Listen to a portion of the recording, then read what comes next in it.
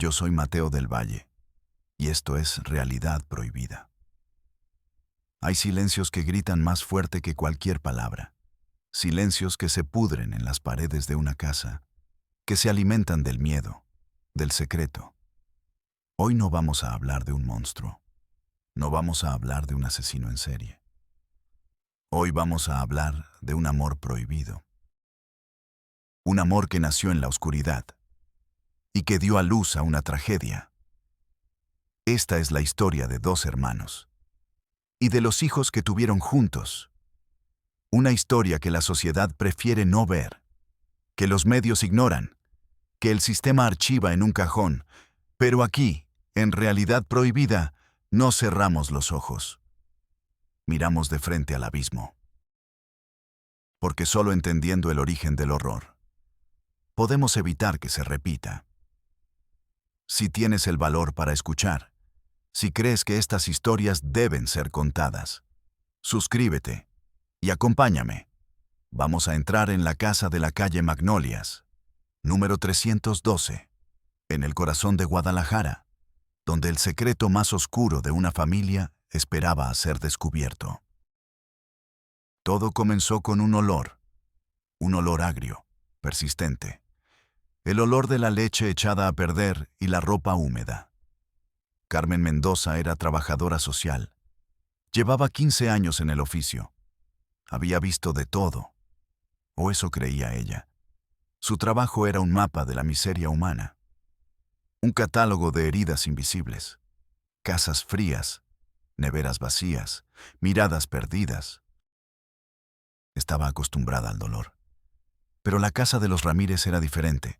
No había gritos, no había golpes. Solo un silencio denso, casi palpable. Y ese olor. La primera vez que fue, nadie abrió la puerta. Escuchó un movimiento dentro, un susurro, el llanto débil de un bebé, o quizás dos. Era difícil saberlo. Volvió al día siguiente y al otro. Dejaba notas. Llamaba por teléfono a un número que nunca respondía. Sus colegas en la oficina le decían que lo dejara. Hay casos más urgentes, Carmen. No pierdas el tiempo con fantasmas. Pero Carmen no podía. Ese silencio la llamaba. Ese olor la perseguía en sueños. Algo estaba fundamentalmente mal en esa casa. Lo sentía en los huesos. Una mañana, decidió esperar. Se sentó en su auto, al otro lado de la calle, con un termo de café y una paciencia forjada en años de burocracia. Pasaron horas. El sol de Guadalajara pegaba con fuerza. El asfalto parecía derretirse. Justo cuando estaba a punto de rendirse, la puerta se abrió. Una rendija. Una muchacha joven, de unos 20 años, asomó la cabeza. Era Ana. Tenía el pelo enmarañado, la piel pálida y unos ojos enormes, asustados, como un animal atrapado. Escaneó la calle de lado a lado. No vio a Carmen. Salió de la casa. Caminaba encorvada, como si llevara un peso invisible sobre los hombros. Iba a la tienda de la esquina. Carmen arrancó el auto. La siguió a una distancia prudente. Vio cómo compraba 2 latas de fórmula para bebé, pan y nada más.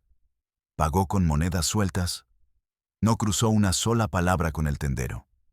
De regreso a la casa, caminaba aún más rápido, con la cabeza gacha, como si el mundo exterior la quemara. Carmen sintió una punzada de algo más allá de la curiosidad profesional. Era compasión. Una profunda y dolorosa compasión. Esa noche no pudo dormir. La imagen de los ojos de Ana la atormentaba. Decidió que al día siguiente no aceptaría un no por respuesta. No se iría de allí hasta entender qué pasaba. Llegó a las 8 de la mañana. Tocó la puerta. 1, 2, 3 veces. Sé que estás ahí, Ana.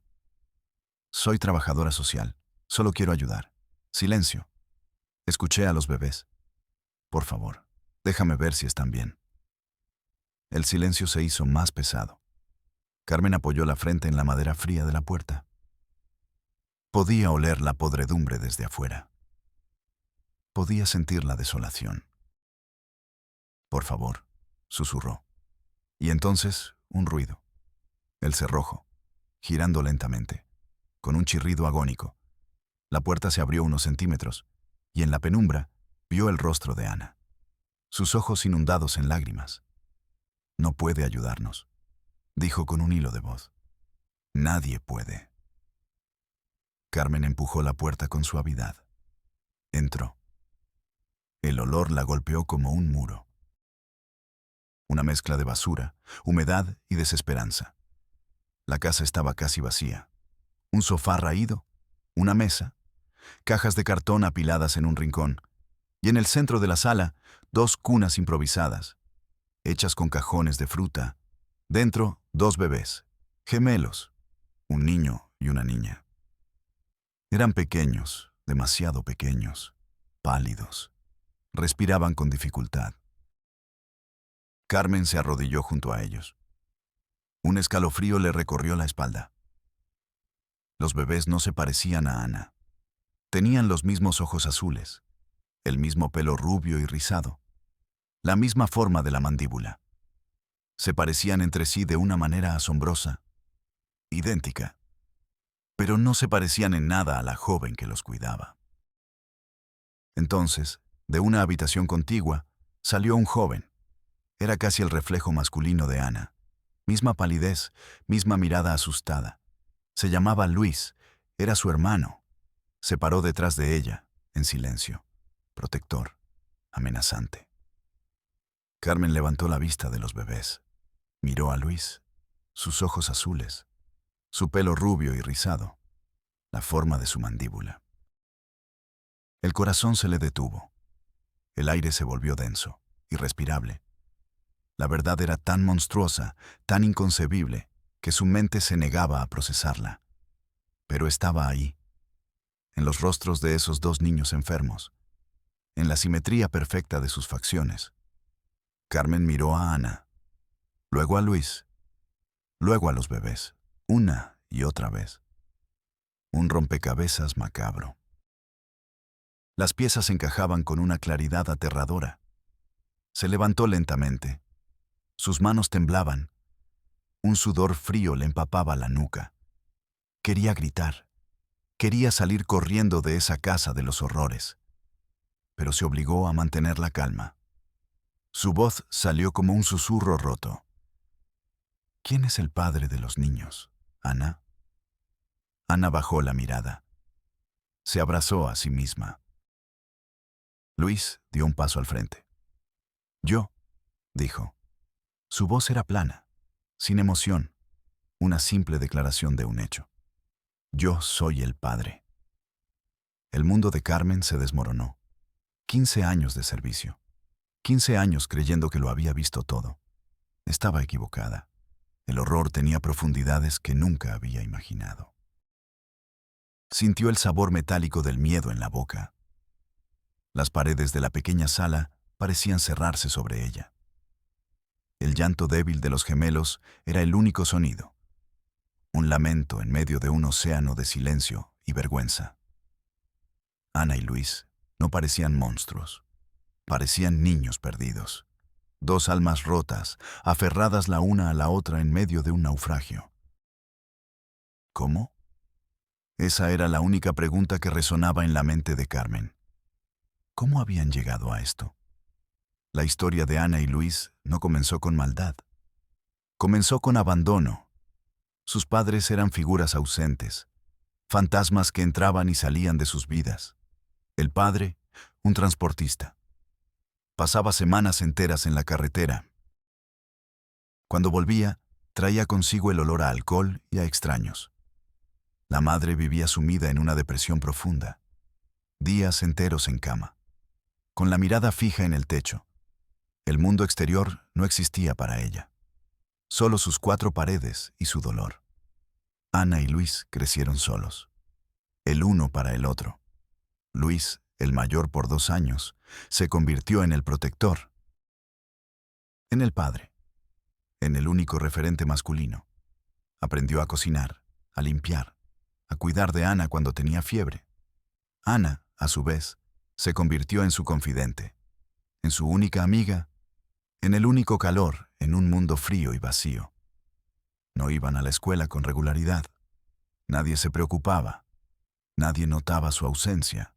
Eran invisibles para el sistema. Dos niños perdidos en una grieta de la sociedad. Sus juegos no eran como los de otros niños. Jugaban a la familia. Luis era el papá. Ana era la mamá. Era su forma de construir la normalidad que nunca tuvieron. Una fantasía para escapar de la soledad. Con los años, esa fantasía se volvió más real. La línea entre el juego y la realidad comenzó a difuminarse. La pubertad llegó. Con ella, nuevos sentimientos. Confusos, aterradores. No tenían a nadie con quien hablar. Nadie que les explicara que lo que sentían estaba mal. Que era un tabú. El único amor que conocían era el que se tenían el uno al otro. Un amor que se había torcido, deformado por el aislamiento. Una noche, su padre no volvió de un viaje. Semanas después, su madre se fue. Simplemente desapareció. Dejó una nota en la mesa de la cocina. Ya no puedo más. Tenían 16 y 14 años. Estaban completamente solos.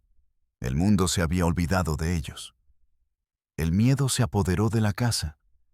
El miedo a la separación. A que los servicios sociales los encontraran y los enviaran a lugares diferentes. Se encerraron. Cortaron todo contacto con el exterior. Se convirtieron en los únicos habitantes de su propio universo. Un universo de dos personas. Y en esa oscuridad, en esa soledad absoluta, cruzaron la última frontera. No fue violento. No fue forzado. Fue la consecuencia inevitable de una vida de abandono. Una búsqueda desesperada de consuelo, de conexión, un acto de supervivencia torcido. Cuando Ana quedó embarazada, el pánico se instaló, pero también una extraña sensación de propósito. Iban a tener una familia, su propia familia, una que no los abandonaría, una que estaría completa. El nacimiento de los gemelos fue en la propia casa, solos, sin ayuda, un milagro oscuro. Dos nuevas vidas traídas a un mundo de secretos. Sobrevivieron, apenas. Pero el secreto era un veneno lento. Los estaba consumiendo. La falta de dinero, la enfermedad de los bebés, el miedo constante a ser descubiertos. Esa era la historia que Carmen escuchó. Contada a retazos, entre sollozos, en la penumbra de esa sala que olía a desesperación. Carmen sintió que el suelo se abría bajo sus pies. Esto era más grande que ella, más grande que su experiencia. Necesitaba ayuda, necesitaba que el sistema interviniera. Ingenua. Creyó que el sistema funcionaría. Llevó a los bebés al hospital. Tenían desnutrición severa, infecciones respiratorias. Sus pequeñas vidas pendían de un hilo. Los médicos los estabilizaron. Hicieron preguntas. Carmen les contó una versión editada de la historia. Dijo que eran hijos de una madre soltera en una situación vulnerable. No se atrevió a decir la verdad. No todavía. Primero, fue a su propia oficina.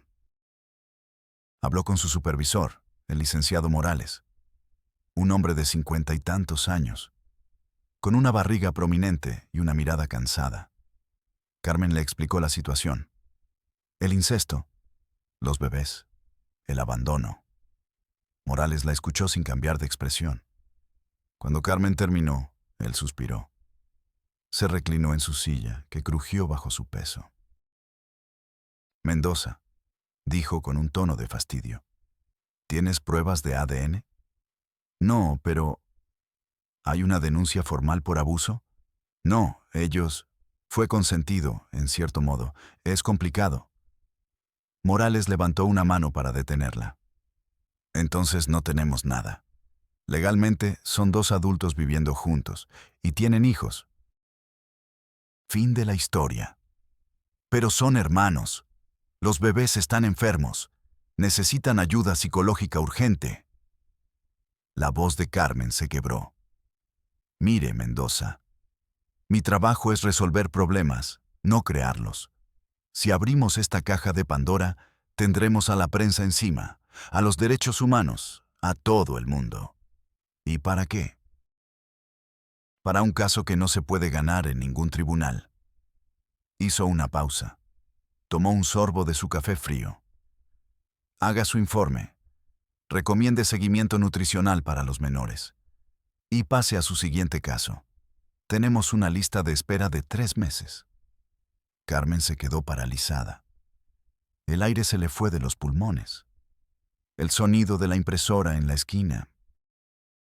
El zumbido del aire acondicionado. El olor a papel viejo y a café rancio. Todo se sentía irreal.